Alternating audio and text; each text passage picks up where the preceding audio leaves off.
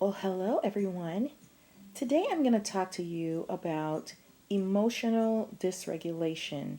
And this might be a term that you're familiar with, but it could also be something that's new to you. So I'm going to kind of break down some definitions and then we'll get into it. So, what is emotional dysregulation? So, my first question to you would be, do you have difficulty regulating your emotions? Do you have emotional outbursts? Well, this might be a little different from that. So, a person with emotional dysregulation disorder reacts in an emotionally exaggerated manner to their environment, to interpersonal changes by overreacting, and you may see crying, accusing, bursts of anger, passive aggressive behaviors, or creation of conflict, chaos, those types of things. It's not usually associated with just I have a hot temper. It's that term is associated with specific disorders like borderline personality disorder, bipolar disorder, post traumatic stress disorder. You can even see some of this in children with ADHD. Now, I do have videos on borderline personality disorder and bipolar disorder, so you can look at those videos and go more in depth. But borderline personality disorder is a mental disorder that impacts a person's personality, and that's why you're going to find challenges in getting along with this person. And it's characterized by unstable moods, behavior, and relationships. And symptoms may include risky behaviors, self harm, or a distorted self image. Bipolar disorder is a disorder associated with episodes of mood swings ranging from depressive lows or manic highs. So they oscillate between the two, and the person, you may see symptoms like an elevated mood or risky behaviors or intrusive thoughts. And then there's post traumatic stress disorder, which we tend to associate it with people who have been at war or who have experienced trauma. So it's a disorder in which people have difficulty recovering after experiencing or witnessing a terrifying event, and symptoms may include emotional detachment, intrusive thoughts, and lack of pleasure. So, post traumatic stress disorder is now being tied to borderline personality disorder. It's called complex post traumatic stress disorder, and it's abbreviated c-ptsd, and it's a condition where someone experiences some symptoms of PTSD along with some additional symptoms such as difficulty controlling emotions, feeling very hostile or distrustful towards the world. And so it's being associated with borderline personality disorder, and they're doing a lot of studying on it. So it's like, can someone have c-ptsd without having borderline personality disorder? It's a very interesting new finding. So let's talk about what emotional dysregulation disorder is, because I think it's a key component to these different disorders. So I think it's worth studying and worth understanding. So emotional dysregulation refers to emotional responses that are poorly modulated and they don't lie within the acceptable range of emotional responses. So you're going to see emotional outbursts, and it's going to be quite frequent, or it can be. And these emotional outbursts are associated with psychological trauma. It could be brain injury or chronic mistreatment of someone when they were children. So it's associated with child abuse or neglect, and it can also be seen in other disorders like ADHD. And that's a fascinating area to look at because I've worked with children who people have thought this kid is not ADHD because they're not flying all over the place all the time. But if you look very closely, they are wiggling a lot more than other kids. And a big clue is emotional dysregulation. And that's just something that I've always noticed.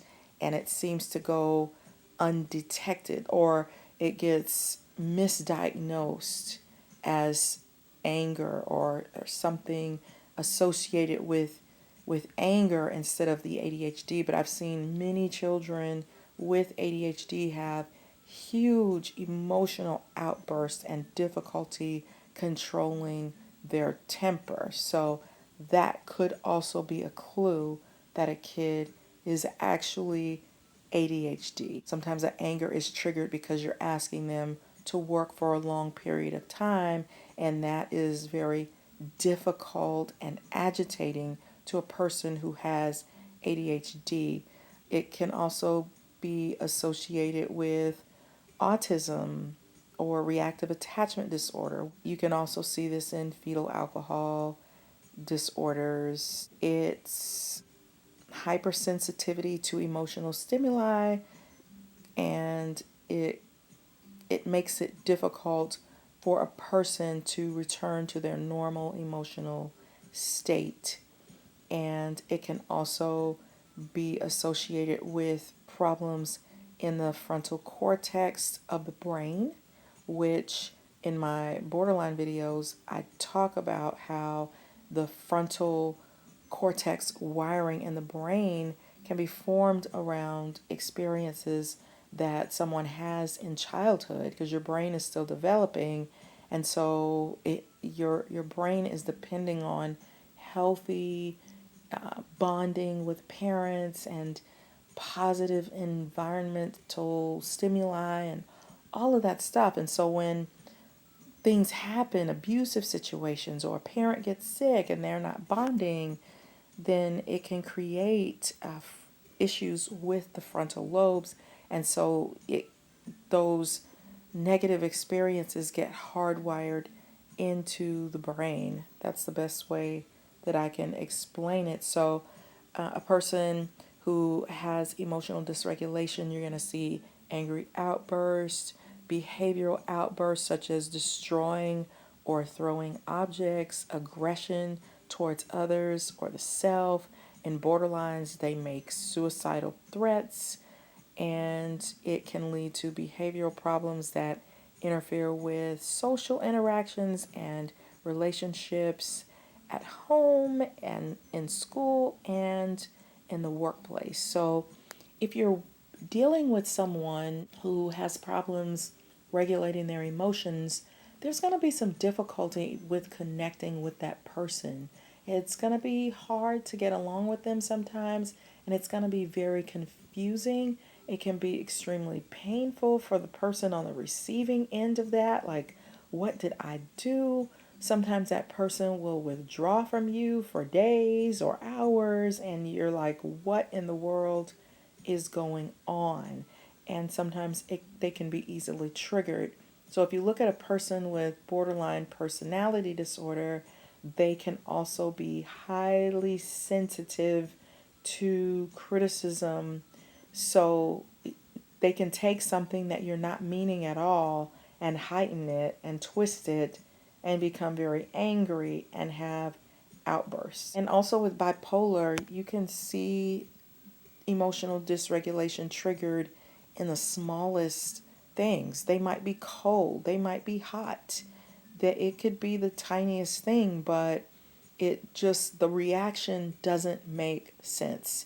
You could be having a really nice time, a pleasant time, and they are triggered. And for example, a borderline person, they're going to have a heightened sensitivity to abandonment issues. So if they are feeling afraid of being left or abandoned, you may see this triggered in them. For people who have emotional dysregulation problems, it's an intense feeling of anger and frustration and agitation, irritability. It's very intense. It's almost like the brain shifts and all of a sudden they're in this intense angry mode. They could be asking you to do something and it turns into hostility and frustration. And it's a bigger response than if you just have a hot temper. Like that could be confusing for some people. Some people can have a hot temper because maybe they have they're modeling behavior from a parent who had this issue, or they've gotten away with bad behavior. They want their way. Sometimes you can have a hot temper and not have this issue. It might just be a bad habit. The person hasn't learned how to exercise patience. They could just be very fast minded, do things very quickly. They could be super smart and have a very fast mind and do things very quickly and don't have the patience for slow thinking, or it could be a lot of things. So just because a person shows a sign of having a hot temper, it doesn't mean that they have an actual disorder. It means that they do need to work at it and become aware that they're having this issue or this problem. If a person truly has emotional dysregulation that's associated with one of the disorders that I talked about, I would number one recommend medication for anxiety, because that's the base of it. They're going to be able to relate to feeling a lot of anxiety in all of those disorders. So that's a great place to start, is treating the anxiety and helping them to become aware of the anxiety and how to control it. But medication, even if it's a low level dose of medication, can do wonders even for people with the personality disorder, borderline personality disorder, which is said to not have a cure, but boy, they can feel so much better with medication that treats anxiety. So some other things they can do is they have to learn to think before they speak. When they are calm, then express their anger. They may have to exercise, take a time out, stick with I statements so they can learn how to get along with someone in a relationship, let go of grudges, because people who have that, they'll hold on to that grudge for days, for weeks, and it's very stressful for the person who's on the recipient of it. They have to learn ways to release tension. One way to do that is by using some creativity or humor and identify some solutions that they can go to. Something else I want to quickly mention is that sometimes people who suffer from eating disorders also have problems with emotional dysregulation, and they're trying to regulate it through controlling their eating. So that's something that needs to be addressed with those disorders as well. So people who have this issue have to learn how to remove themselves from the situation so that it doesn't get out of control.